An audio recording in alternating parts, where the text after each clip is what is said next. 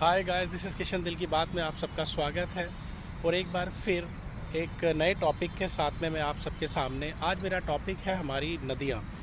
आप जानते हैं कि हमारी जितनी भी हिंदुस्तान के अंदर रिवर्स हैं, हम सबको उनको माता का दर्जा देते हैं, माँ का दर्जा देते हैं।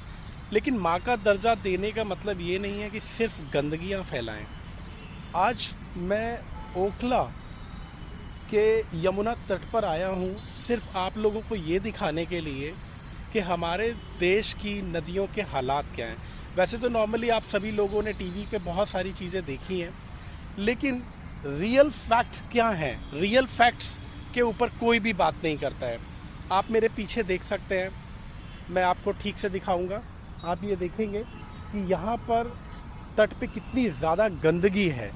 आप ये चारों साइड देख सकते हैं, टू मच ऑफ गंदगी। आप अगर यहाँ पर आकर देखेंगे तो आपको कहीं से भी नहीं लगेगा कि ये नदी का पानी साफ है। ये इतना गंदा पानी हो रखा है कि यहाँ मैं खड़ा हूँ तो मुझे यहाँ पर ऐसे लग रहा है कि जैसे स्मेल आ रही है। कि लोगों को समझ में नहीं आता है कि वो गंदगियाँ क्यों करते हैं। क्या हम लोग अपने घरों को साफ़ सफाई करते हैं तो हम अपनी नदियों को भी साफ़ रख सकते हैं, लेकिन क्यों नहीं रखते हैं? ये सवाल हमारे खुद के लिए भी है और सरकार के लिए भी है। सरकारें वैसे तो बातें इतनी सारी बनाती हैं कि नदी जिसके ऊपर करोड़ों रुपए का खर्च किया जाता है कि नदियों के तटों को साफ रखेंगे, सब कुछ किया जाएगा, लेकिन शायद वो बातें सिर्फ बातें ही रह जाती हैं और काम नहीं होता है। करोड़ों रुपए नदियों के लिए खर्च होते हैं सफाई के लिए, लेकिन शायद वो सफाई नहीं होती है और वो करोड़ों रुपए कहाँ चले जाते हैं इस बात का अंदाज़ा लगाया जा सकता है।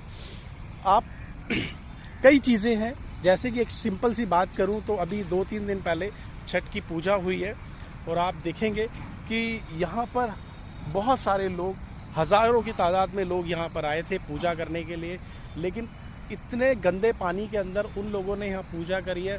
तो सिर्फ ये एक बीमारी है जो लोगों के साथ में जाती है।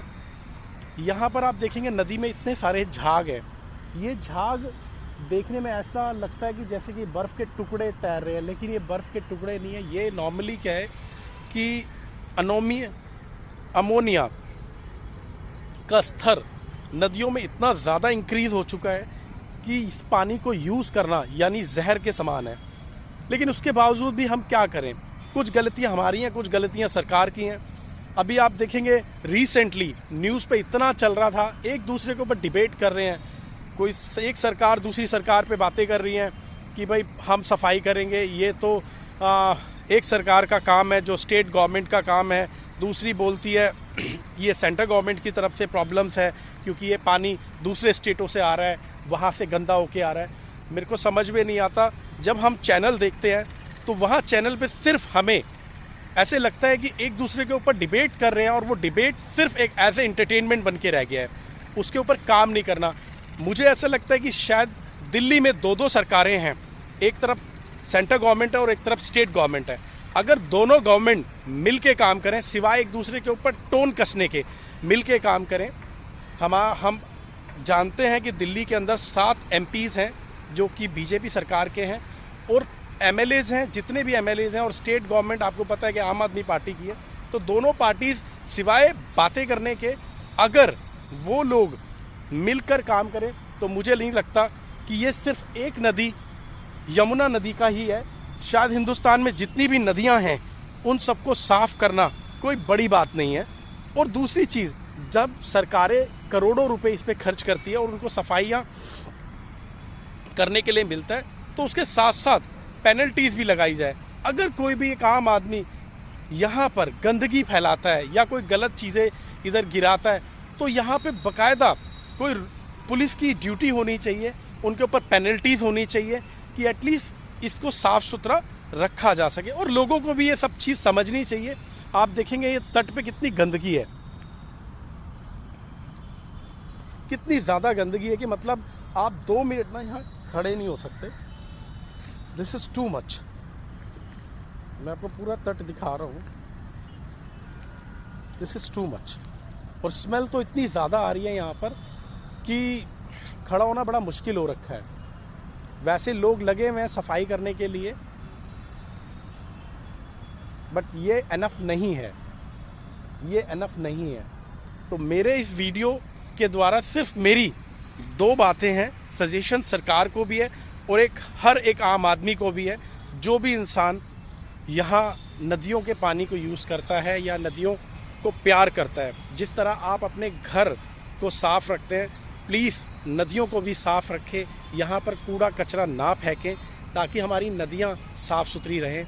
और सरकारों को, दोनों सरकारों को एक दूसरे पे टोन कसने की बजाय मिलकर काम करना चाहिए ताकि ये नदियाँ हमारे विदेशों से भी ज़्यादा सुंदर हों।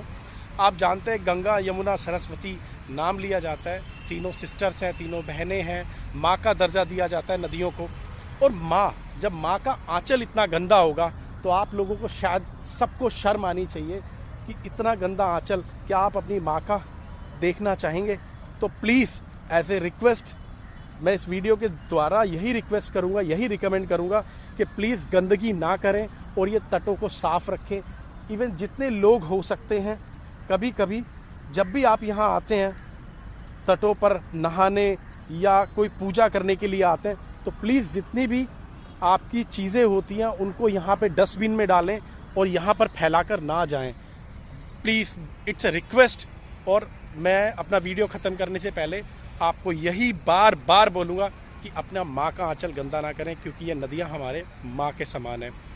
प्लीज़, जय हिंद। अगर आपको मेरा वीडियो अच्छा लगता है तो प्लीज़ शेयर करें, ज़्यादा से ज़्यादा लोगों को तक पहुँचाएँ और मेरा चैनल सब्सक्राइब करें। Thank you very much.